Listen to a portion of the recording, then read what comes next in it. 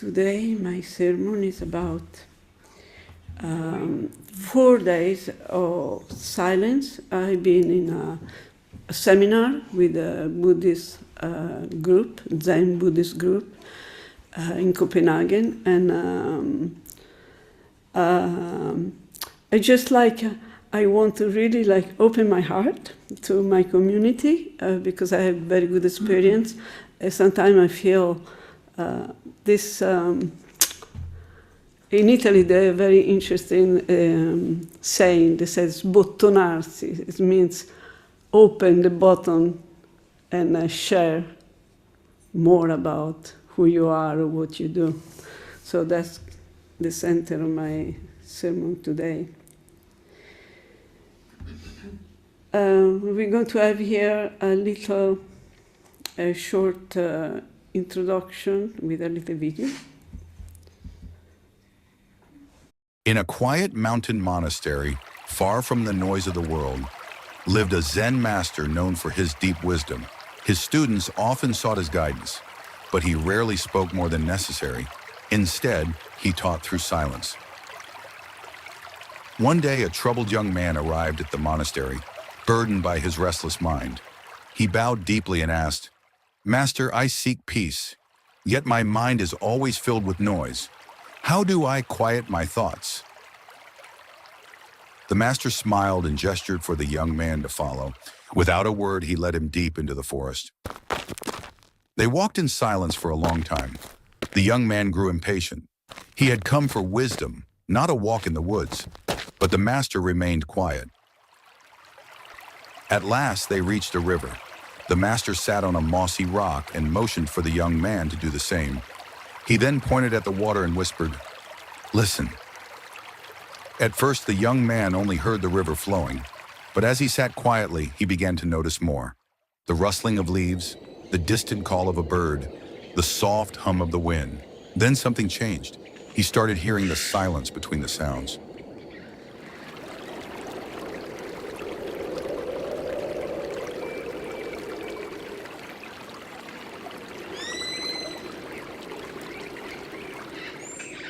The young man's thoughts slowed. The noise in his mind, the worries, the distractions, began to fade. The master finally spoke. "Do you hear it?" The young man hesitated. "I hear the water, the wind, the trees, but also something else." The master nodded. "Silence is not the absence of sound. It is the space between the noise. It is always there, waiting, but we are too distracted to notice." The young man closed his eyes, breathing deeply. He realized that the silence had been with him all along. He just needed to listen. As the sun set, the master stood and began walking back. The young man followed, but now everything felt different. The rustling of his own footsteps no longer disturbed him. It was simply part of the silence. That night, as he lay on his mat in the monastery, he didn't try to silence his thoughts. Instead, he listened between them. For the first time, he felt true peace. Peace is not about removing noise. It is about embracing the silence that already exists within. The next time your mind feels restless, stop, breathe, listen. Silence is always there, waiting for you. If this story resonated with you, take a moment today to listen. Not just to sound, but to the silence in between. For more mindful stories and healing wisdom, subscribe to The Healing Hive and begin your journey to inner peace.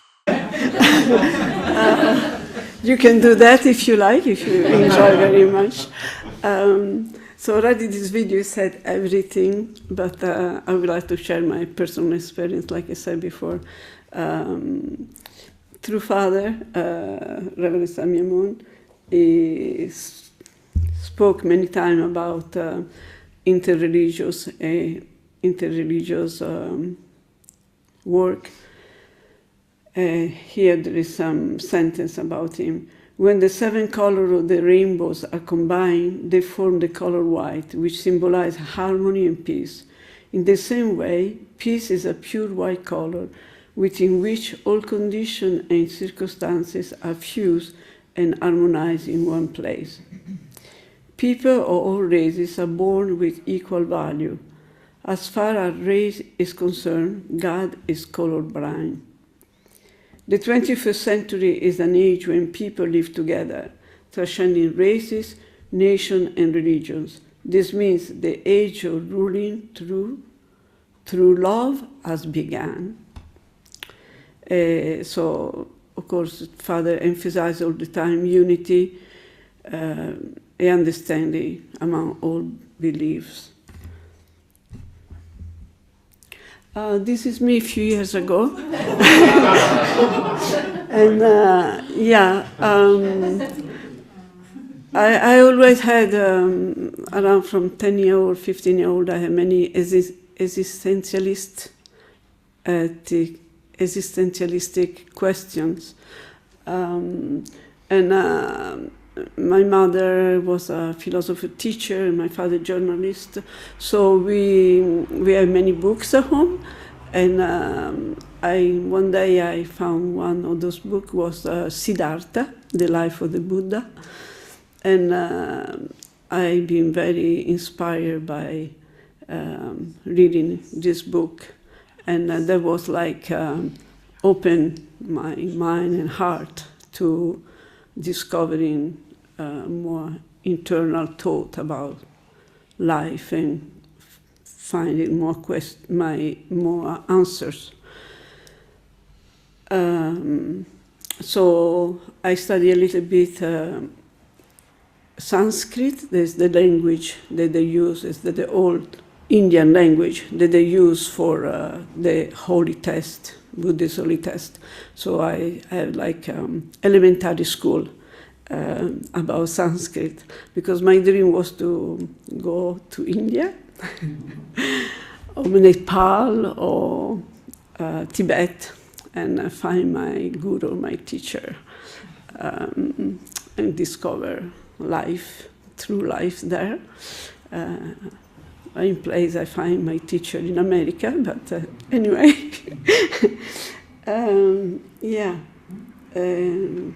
So I always reconnected with Buddhism, even if I've been with Family Federation for World Peace quite a long time. But always I have some contact, or I read books about Dalai Lama or other great teacher. This 4-day retreat was in Denmark, and the main person is a Rinzai Japanese Zen teacher. Actually, he's a great master.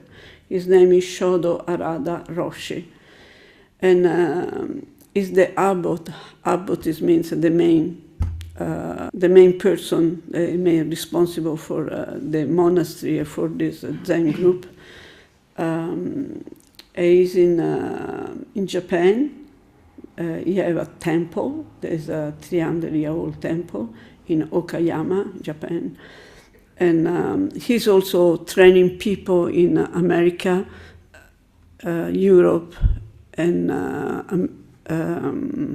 Europe and Japan. Is very well known as a teacher of teachers, and for me it has been really a privilege to meet him personally. We have a meeting one-on-one with him 2 times a day, and then we have one time tea time together with the group. The other facilitator in Sweden, they came here one time, Marko Simeunovic. He has been practicing Buddhism since 2009. And Madden is a Japanese calligraphy and Kyudo, archery artist. Actually, many of those people, they are involved in martial art. And I will explain to you why. The reason why I've been follow this in Japanese you call sangwa. Is a Japanese word. It's like it means community. Why I've been attracted by this group is because those two, they're very sincere. What they do, what they said. They're really like they're incarnating their teaching. So that's for me has been very, very appealing, and they're very sincere in what they do. And actually in Uppsala, there are waves of people coming, all young people, students mostly. Sometimes we have 25 people, 30 people, another time 8 people. There are always new wave of people, and some, they are always the one that are coming all the time. So they're very inspiring to meet and to see how many young people they're searching for spiritual values, and they're really looking for a true way of life. So 4 days retreat. The main point on Zen is to learn how to breathe. So, well, I breathe. What is so special about it? But there is a special way to breathe. It's like two fingers under the how you call? Under the navel. You have under navel here. It's like a center on your body where something called qi, it means energy, is focus, and is energize all the body. When you breathe, we're supposed to breathe according to this Zen practice. You breathe from your navel, and then you have short inhalation and very long exhalation. And this makes you very focused and centered. It's something the people learn with practice, and we need years of practice. Depends how deep, how long you do that. This is called Tanden in or Hara. Hara is in Japanese. If somebody listens Japanese from the audience that's not here, Hara is this special point. In Chinese it's called Dantian. So depend which kind of philosopher or school you follow. They have different names, but it means the same things. And this promotes relaxation, focus, well-being. Is a key practice is martial art.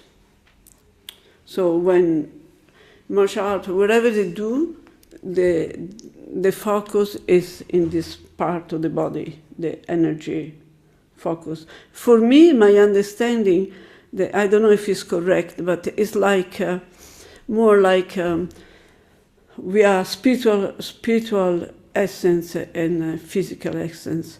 And there is like in this special drawing that Father talked about the spiritual world and physical world, we are in the middle. So we're supposed to dominate with love these two realms. If my understanding is for the Buddhists, this is the part where they connect these two parts of the physical world and spiritual world is in this Dhamyan or Hara. And because they said that everything is, when you learn how to breathe with this energy, every movement, everything you do is focused, is become larger and larger on your energy world, and you can expand yourself to other realms. So my understanding is like that, but I don't know if it's correct. So breathing is crucial in the context as a deep mindful breathing helps to cultivate this energy. Like I said, it promotes relaxation, as help focus, support well-being as a key practice for martial art. But for me also is deepen my connection with my true essence. We have been doing also kinhin. If anybody heard, there's nobody Japanese here. Maybe Julie, she knows kinhin, what this means. It's a Japanese word. I know what it means, but I do meditation by walking. Yeah, exactly. Yeah, exactly. This is exactly what it is. Kimhin, it means meditating when you walk. So something that probably everybody do without knowing. Yes. Thank you, Julie. Yes. Like I said, I really want to share what I experienced there. So this 4 days we didn't have, it was a silence. You cannot speak with nobody. And basically also you cannot even look people in their eyes because you lose your focus if you look at somebody at their eyes. So there was like, I was looking at sometimes people because I didn't know exactly what I need to do. So we have one person, we have 2 people only you can speak. We was a group of 50 people. You can just talk to 2 people if you need some information, or if you want to know what to do and you're a little bit lost or something. So one of these guys was always sitting on my left side for some special reason. So I felt always very comfortable because I knew he's there. If I was a little bit out of time or something, you know, he didn't say pali, but he said, quick, you know, go there. He was explaining, he was taking care a little bit everybody. Only 2 people you can speak with. So sometimes I ask them questions or something. So because there was no watch, we had this different instrument that they explain. Now you need to do this, you need to do this, you need to do this. You just listen to the sound and you know, okay, now is kin in, or maybe now is meditation, or maybe now is lunchtime. So you focus on the sound, not on the not on the watch. Many experience I have with these 4 days. Mostly we said during one meditation I received a great inspiration about I have a question like what you want to do to improve your personality during this time of your life. And there came something like that. You have to focus on virtue. I never thought about virtue. No, I never felt there was something important. But then I received this inspiration really to polish the virtue as one essential part of the character that we're building up, because it's become part of your spirit, basically. And because I'm Italian, so some inspiration came, say to me, I need to focus more on graciousness. There's like, you know, a little bit more like Japanese, you know, to be gracious and gentle and beautiful inside, outside, you know, those kind of in harmony, you know, doing this calligraphy, those beautiful flowers. There is not very much in my nature, but why not? You can develop that, the characteristics, you can develop the new virtue.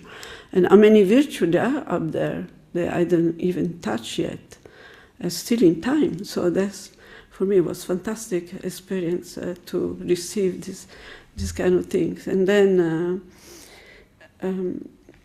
I felt for me in this time of my life, I meet God in silence. Something interesting to think about. One other thing I want to talk about is those people that do Zen, or those Buddhist groups, the people that are extremely focused and aware of who they are. They're very sharp also. And most of them, they do martial art. That's something that I think they're cool, but they also help you self-discipline. They're such a great discipline. And even we have been in the Family Federation so long time, maybe sometime I talk about myself, I lose my discipline, you know, like to wake up 5 o'clock every day, or like we did many years with Father, like he always said, to wake up early, and those kind of discipline, they are so basic for become a successful person, actually. Those groups, they really have this, and they are very focused. So I have a question for you guys. If you think if we are, I ask myself actually, no, I don't ask you, I ask myself if I am, if I make enough foundation or Johnson or conditions for receive those kind of people, because they are up there somewhere, but we cannot meet them until we make enough foundation for them to meet us. Through Father spoke, I was there when Father spoke about this. They said there are many ascetic people, they are ready, they maybe do the spiritual research on the mountain, they do incredible conditions, but they're not, they more live like on the mountain, on the ascetic way of life. In some place, I don't know exactly, didn't precise where, but through Father said himself, those people that will come, they will come the time when they arrive to the society, and they will help and support the society in that way with the spiritual power they've been able to receive during the training. So my question is, yes, I want to be ready to receive them. And we have one brother here that came, Mikkel, that's from a Buddhist organization. He's really wonderful guy. And yeah. Like I said, we are meeting with the Great Master. We had a short interview with him, and also we have tea time with him. This was the main point of the retreat, was to meeting him, and I was sharing with Shaina, we was laughing. I said, well, you know, if it's so spiritually open, you know, this master, you will understand about me, who I am, where I'm coming from, you know, because I have been part of this family federation a long time, you know, so when you see me, you will say, oh, wow, yeah, you're so good, you know, something like this, you know. But no, it was not like that. He just said, you need to learn how to meditate, and he really saw through me, you know, some point I need to improve. So I'm very grateful for that. It was very valuable. It's still very valuable. And so he explained to me how to improve my meditation, and yeah. He also explained our mind is like the tree that you see here, but our thoughts are like representing by the monkeys. Like in the beginning also the video, I said our mind talk all the time, right?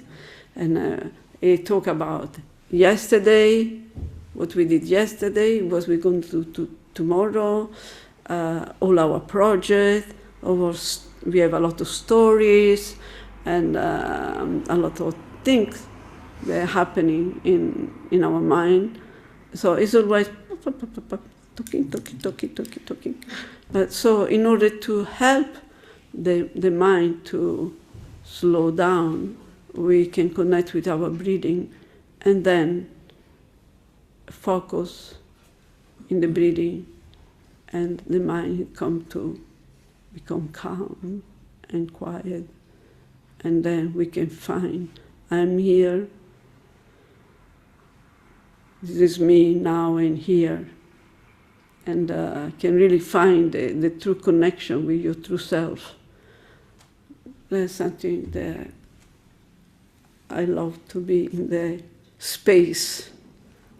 In this space, God gives to me messages of direction or inspiration in a very peaceful and gentle way.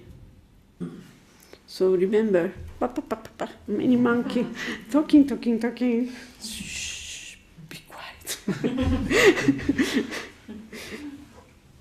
I'm here, I'm not there. I know what I need to do in 1 hour with the fika. I'm here. Okay. Shh, just let it go.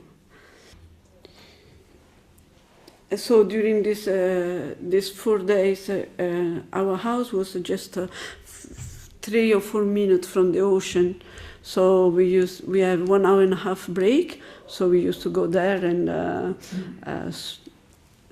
I went to swim the 15th of January in the ocean. I never did before. That was the best I never experienced. That was like go a little bit over my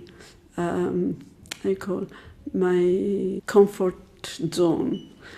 It was really, really nice. So 3 days swimming, walking, meditation, kin by the ocean in the forest with, barefoot in the water. So nice. And then we have time to pick up shells or stones, and in the night time go there and look at the ocean, listen to the ocean and look at the stars, and, with 3 or 4 sweaters, of course. But also I have a new friend from when I went there, because I was so scared. The rooms where we do meditation, they are 14 degrees. They make their way because you need to meditate. So it's like they also say that through this breathing you learn how to make your body warm. So because of that, 14 degrees, so I was so afraid before I went there. How can I make it 14 degrees? For sitting in the cushion for 2 hours, I'm going to become a piece of ice. But then, somehow I found a new friend, and that was the cold. It became my friend. Yeah. Isn't that amazing? Beautiful. Yes. And so now I learn a little bit more about cold. Besides, I received a very wonderful jacket with a heater inside for winter time because I cannot live that 14 degree. But I was able to do it. Yeah. So few experiences go out of my limitation. Oh, that was good.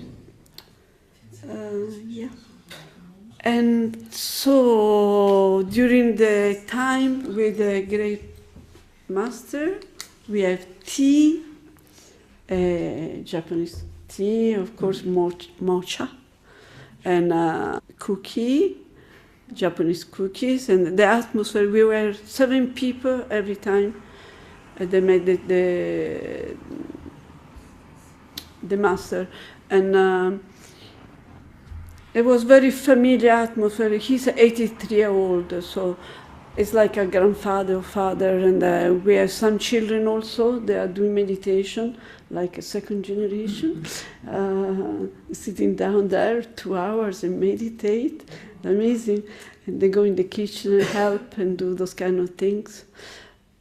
And during the time we received gifts for him, a book and his calligraphy, and also we are able to give to him a gift.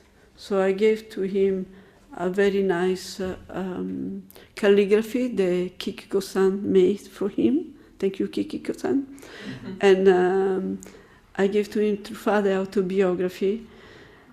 And my heart was bumping, like it was, oh my gosh, how can I give him now this? He's a great master, and I'm going to give you a book of Truffade or Reverend Moon, and maybe, I think I want to witness to him or what, this is not the reason why I give him the book, it's for respect, to see that there's a Reverend Moon understand what he's doing, is really appreciated. So I was able to talk with him and said this, and I really recognized I was very grateful. I said, I'm really grateful to the Buddhism, what they're doing, what they did, the sacrifice and the love and the discipline that they have in history until now, and I'm very grateful for that. And say thank you to him like this. There was tough thing to do, but we did it. So he received the book. I hope he look at the picture, at least of the very moon, and meeting the Swedish Sangha. Sangha means community. So those people, they are the ones that joined from Uppsala, and all these 50 people, they were all from Scandinavia. The first one is the teacher of art, and then there's an Italian student, there's me, and those 3 guys, the last one is German. And I hope sometimes they can come here and meet us also. They're really bright young people. And now we can go to the common point between Buddhism and Christianity. I saw one picture one time with Jesus one painting of Jesus and Buddha walking together. Very beautiful picture. That's probably what they do in the spiritual world. They're working together. So Christianity and Buddhism, they have different common points. Ethical teaching. Both religions emphasize the importance of moral behavior and compassion toward others. Concepts such as love, kindness, forgiveness are central to both religions. Purpose of life. Both religions address the search for meaning and purpose in life. Christianity teaches about salvation, eternal life. Buddhists focus on achieving enlightenment and liberation from suffering. So that's a little bit different. Christianity has Jesus as salvation, spiritual salvation. And also Jesus, of course, is the Son of God. He explained about God is a father and we are his children. But Buddhism focuses on achieving enlightenment and liberation from suffering. It's a little bit different, I would say. But community and fellowship, both traditions stress the importance of community. Christian have the church of believer, and Buddhist has the Sangha, represent the community of monk and lay people.